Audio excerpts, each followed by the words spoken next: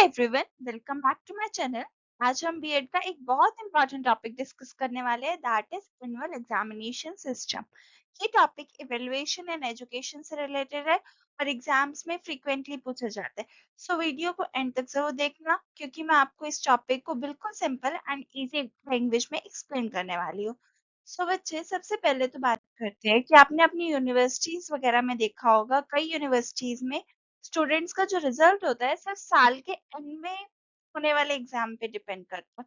Like सारा syllabus सिर्फ एक एग्जाम में टेस्ट कर लिया जाता है। इसी सिस्टम को हम क्या कहते हैं? Annual examination system. ओके। सो ये एक ट्रेडिशनल सिस्टम है और डिफरेंट टाइप के सिस्टम्स जो है यूज किए जाते हैं असेसमेंट के लिए। बट जो आज हम कवर करने वाले हैं वो क्या है? हमारा एनुअल एग्जामिनेशन सिस्टम, जो एक ट्रेडिशनल सिस्टम है। अर्लियर ऐसा हुआ करता था, बट आज के टाइम पे जो है हमारा सिर्फ एक एग्जाम्स के बेसिस पे हमारे को ओवरऑल इवेलुएट नहीं किया जाता। आज के टाइम पे हम होलिस्टिक डेवलपमेंट की बात करते हैं। बच्चे को हर टर्म्स में, हर एक जगह पे जो है इवेलुएट किया जाता है। ब ठीक है? जो हमारे 6 डेवलपमेंटल एरियाज़ होते हैं, एक-एक डेवलपमेंटल एरियाज़ को क्या किया जाता है? इवेलुएट किया जाता है आज के टाइम पे। ओके?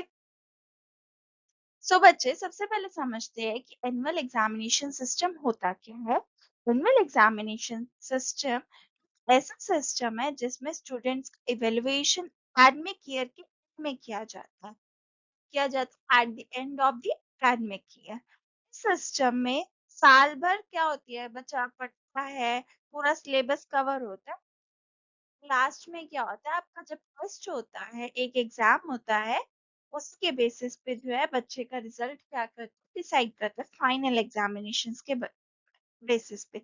जो लास्ट में फाइनल एग्जाम कंडक्ट होगा ना, सो उसके रिजल्ट पे ही क्या है, ओवरऑल बच्चे का टेस्ट किया जाता है। ठीक है? एग्जाम्पल के लिए अगर बात की जाए, तो अभी आप क्या करते हो अपनी यूनिवर्सिटी में?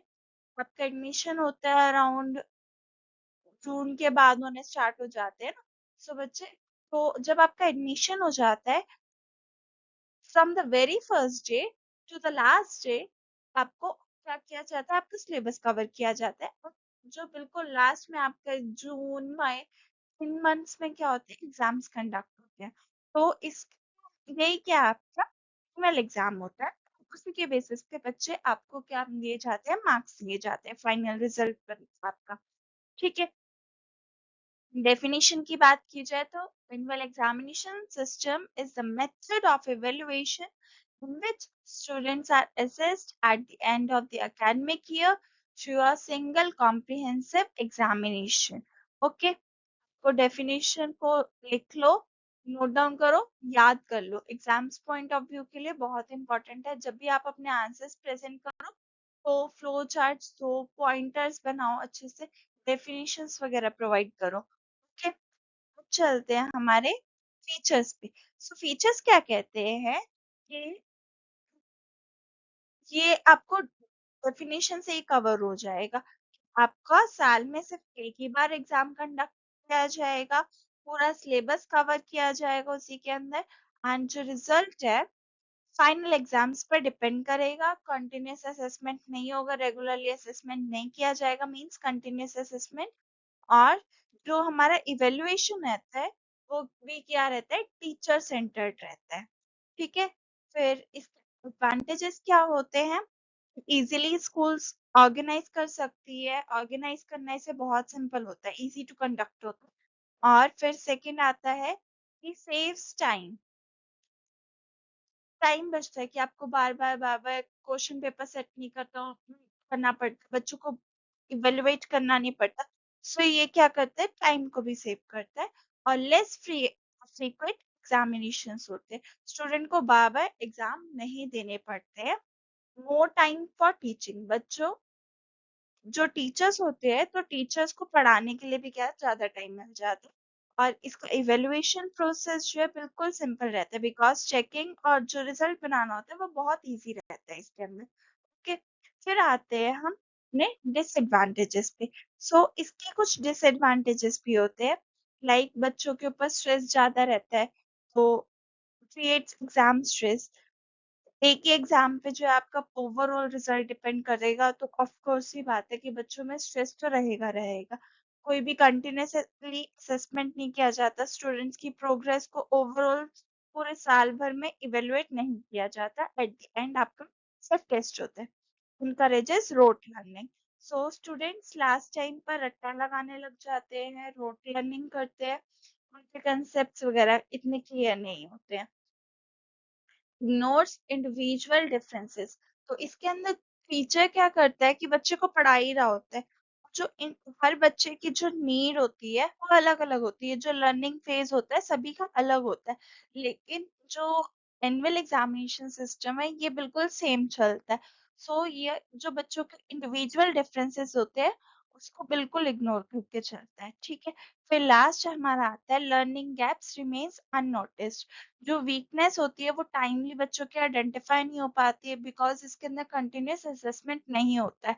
सो जब तक फॉर्मेटिव असेसमेंट नहीं रहेगा, कंटिन्यूसली बच्चों को असेस नहीं किया जाएगा, तो टीचर को कैसे पता चलेगा कि उनके जो है लर्निंग गैप्स क्या है, उनके क्या कौन से वीक एरियाज है। तो वो भी अननोटिस्ड रहते हैं, नोटिस में नहीं आते। ठीक है बच्चे, तो ये इसके क्या थे, कुछ डिसएडवांटेजेस थे। फिर आते हैं सुटेबिलिटी। सो एनुअल एग्जामिनेशन सिस्टम सुटेबल किसके लिए होता है? ये हायर क्लासेस के लिए बेसिकली सही रहता है। छोटे बच्चों के लिए बिल्कुल भी फायदेमंद नहीं है, बिकॉज उस टाइम पे क्या है, बच्चों के बेस जो है बहुत स्ट्रॉन्ग होने जरूरी है, ताकि वो हायर स्टडीज में जो है अच्छा परफॉर्म कर सके। सो ये हायर क्लासेस के लिए तो सही है, बट छोटे बच्चों के लिए बिल्कुल भी सही नहीं है। और ट्रेडिशनल एजुकेशन सिस्टम में चल जाएगा, बट अगर मॉडर्न एजुकेशन सिस्टम की बात हो तो यहाँ वहाँ भी ये फेल हो जाता है। और लिमिटेड सब्जेक्ट्स है तो उसके लिए भी सही है। और प्राइमरी क्लासेस ये तो फर्स्ट में कवर हो जाता है, लेकिन प्राइमरी क्लासेस के लिए बिल्कुल भी सुटेबल नहीं माना जाता, ध्यान में रखना। ठीक है, सो लास्ट में इसका कंक्लूजन देखते हैं। हाँ जी, एक बार डिफरेंसेस भी देख लेते हैं, सॉरी। सो जो एनुअल एग्जामिनेशन सिस्टम होता है ये क्या रहता है, फाइनल एग्जाम होता है, सिर्फ एक एग्जाम कंडक्ट होता है। इसके अंदर ये रेगुलरली असेसमेंट होता है, कंटिन्यूस एवेल्युएशन की बात हो रही है यहाँ पे। और बच्चा बच्चे को इधर स्ट्रेस ज्यादा रहता है एनुअल एग्जामिनेशन में, इसके अंदर लेस स्ट्रेस रहता है, बिकॉज कंटिन्यूसली बच्चों को इवेलुएट किया जा रहा है, उनकी प्रोग्रेस को चेक किया जा रहा है। प्रोग्रेस यहाँ चेक नहीं होती, यहाँ प्रोग्रेस चेक होती रहती है। सो आई होप सो आपको डिफरेंस भी क्लियर हो, कोई डाउट ना हो। कोई डाउट हो तो आप मुझसे पूछ सकते हो। फिर आते हैं लिमिटेशंस। अनफेयर होता है कि अगर बच्चा जो है बीमार हो जाए तो बच्चों, क्योंकि आपका जो टेस्ट है वो तो एक ही दिन कंडक्ट हो रहा है, तो अगर उस दिन बच्चा बीमार हो जाए या प्रेशर में आके जो है अच्छा परफॉर्म ना कर पाए, इससे क्या होता है, बच्चे का रिजल्ट बेकार हो जाता है। बट यही अगर कंटिन्यूसली बच्चे को इवेल्युएट किया जाए तो फिर क्या रहता है, वो उसके ओवरऑल जो है परफॉर्मेंस के बेसिस पे तब उसे मार्क्स दिए जा सकते हैं। परफॉर्मेंस सिर्फ एक दिन पे डिपेंड करेगा, और जो है बच्चे के जो डिफरेंट स्किल्स होते हैं उसके ऊपर वर्क नहीं किया जाता। जस्ट राइटिंग स्किल के ऊपर आपका फोकस रहता है कि बच्चे को कितना आता है एट दैट टाइम। ओवरऑल उसके स्किल्स नहीं देखे जाते कि कैसे वो पार्टिसिपेट कर रहा है क्लास परफॉर्मेंसेस में, और भी चीजें। ठीक है, उसके स्पीकिंग स्किल्स क्या है, तो ये सारी चीजें तो पता ही नहीं चल पाती। तो ये क्या है, इसकी लिमिटेशन है जो कि आप डिसएडवांटेजेस में भी डाल सकते हैं। ठीक है, फिर कंक्लूजन देखते हैं। तो जो एनुअल एग्जामिनेशन सिस्टम होता है ये एक ट्रेडिशनल और सिंपल मेथड है। ठीक है, ये इजी तो है, लेकिन स्टूडेंट्स की कंटिन्यूस प्रोग्रेस को मेजर नहीं करता, ये कॉम्प्रिहेंसिव नहीं है। ठीक है, फिर जो है ये मॉडर्न एजुकेशन के हिसाब से देखा जाए तो कंटिन्यूस इवेल्युएशन को ज्यादा इम्पोर्टेंस दी जा रही है आज के टाइम पे, बट प्रीवियसली यही मेथड यूज होता था। तो जो कंटिन्यूस इवेल्युएशन है वो ज्यादा इफेक्टिव है। ठीक है, अगर मॉडर्न एजुकेशन की बात हो रही है तो टीचर को जो है बैलेंस्ड अप्रोच यूज करनी चाहिए, ताकि जो स्टूडेंट का ओवरऑल डेवलपमेंट है वो अच्छे से हो सके। ठीक है, मतलब कंटिन्यूसली भी बच्चे को चेक करना चाहिए, इवेलुएट करना चाहिए। ओके, आई होप सो आपको क्लियर है। कोई भी आपको डाउट है तो आप मुझे मेंशन कर दो, और आपको वीडियो हेल्पफुल लगी है तो आप लाइक जरूर करना, चैनल को सब्सक्राइब करें।